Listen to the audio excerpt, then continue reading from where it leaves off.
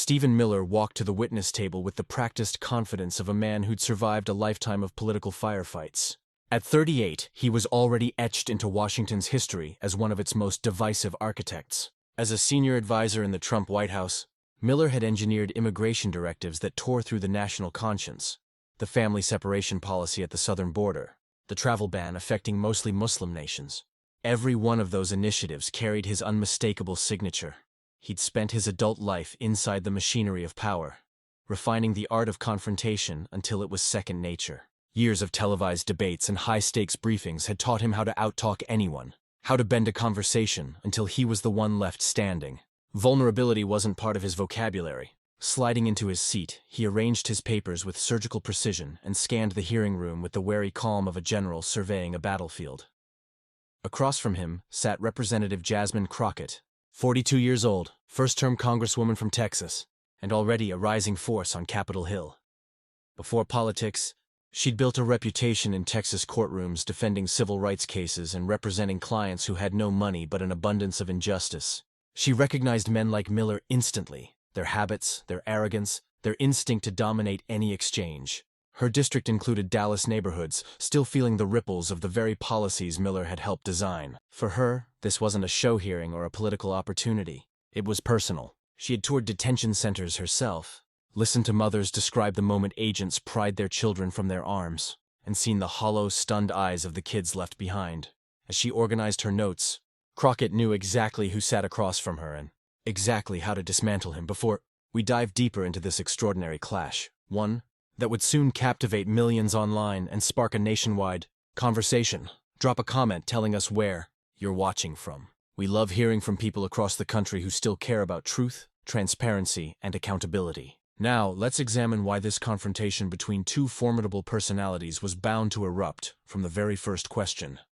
Miller had spent years constructing his image around a single idea: absolute toughness on immigration.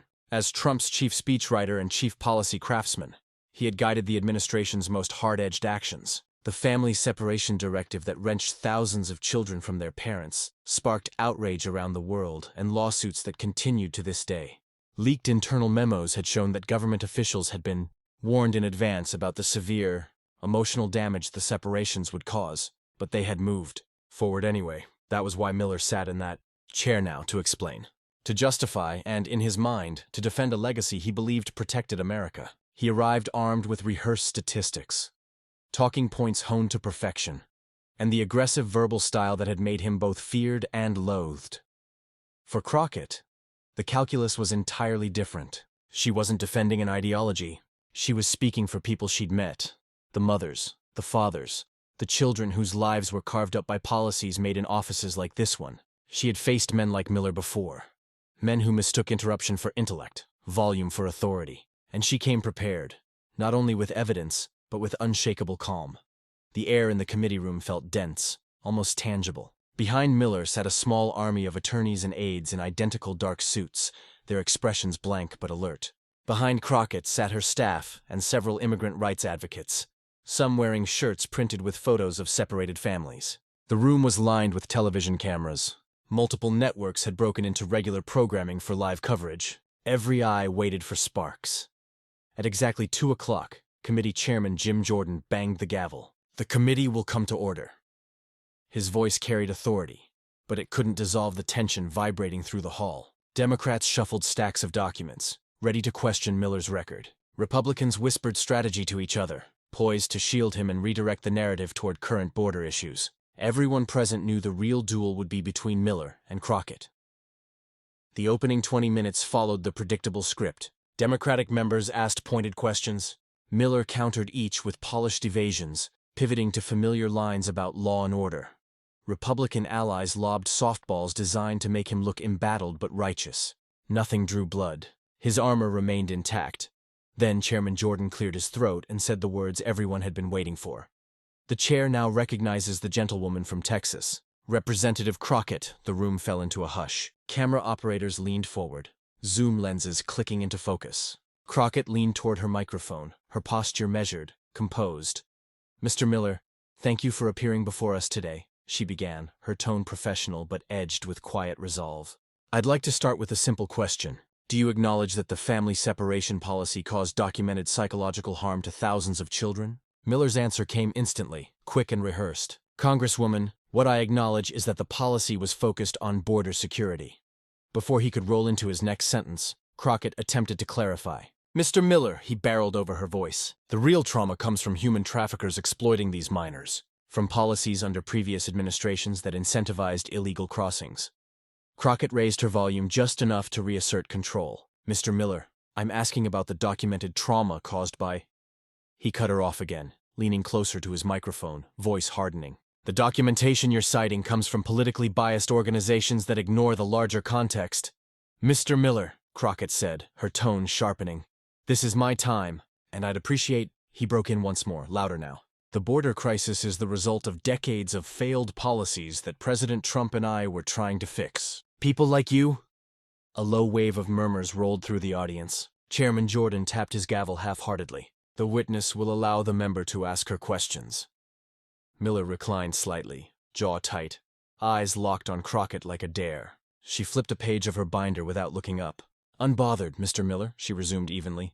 I have before me a memorandum from your own Department of Health and Human Services, stating that family separation would cause, and I quote, significant and lasting psychological harm to children. That's your administration's finding. Do you dispute it? Miller exhaled sharply. What I dispute, Congresswoman, is the accusation that we didn't care about children. In fact, he paused just long enough for her to think she could speak, then launched forward again. In fact, the Obama administration built the cages. They separated families too. They just refuse to admit that real enforcement requires hard choices. Restlessness rippled through the room. Democratic members shook their heads. Even a few Republicans looked uneasy. Crockett stayed motionless, jotting down brief notes as Miller ranted. When he finally stopped to breathe, she looked up. Mr. Miller, she said crisply, I understand you have your talking points, but I'm referencing your administration's own records. My administration? He barked, voice rising. My administration saved lives! We stopped child trafficking, something you seem to ignore. Crockett turned to the chairman, her patience still intact. Mr. Chairman, I'd ask that the witness be reminded that this is my time to ask questions. Jordan's gavel struck the desk again, weaker this time. Mr. Miller, please allow the Congresswoman to continue. Miller's face was flushed now, his fingers gripping the table's edge. The tension in the chamber was electric. Cameras clicked furiously. Reporters' keyboards clattered as live updates shot across social media. Crockett looked directly at him. Her voice dropped to a calm, unshakable register. Mr. Miller, I've been a civil rights attorney. I've been a public defender. I've stood in courtrooms all over this country, and I have never... Miller leaned forward, cutting her off yet again, the faintest smirk curling at the edge of his mouth. Your courtroom background doesn't qualify you to speak on national security or border enforcement, Congresswoman. The reality is... But this time, Crockett didn't interrupt or glance toward the chairman. She simply folded her arms across her chest and waited. Miller kept talking, his voice echoing through the chamber as he thundered about border chaos, human trafficking, and democratic weakness. 30 seconds passed. Then 40. Finally, his words sputtered to a stop. He expected an immediate counterpunch. None came. Silence stretched across the room, long, thick, almost physical. Reporters froze mid-keystroke. Members leaned forward unconsciously. One beat, then two. Every camera lens fixed on the stillness between them. Then she spoke, and her voice carried a weight that commanded absolute attention. The room became so quiet that the soft hum of the air conditioning system became audible. Every eye fixed on Jasmine Crockett as she leaned forward slightly. Her hands folded calmly on the desk in front of her. Her gaze locked on Stephen Miller with an intensity that caused several spectators in the gallery to literally hold their breath. Mr. Miller, she began, her voice calm, but carrying unmistakable firmness that resonated clearly throughout the space.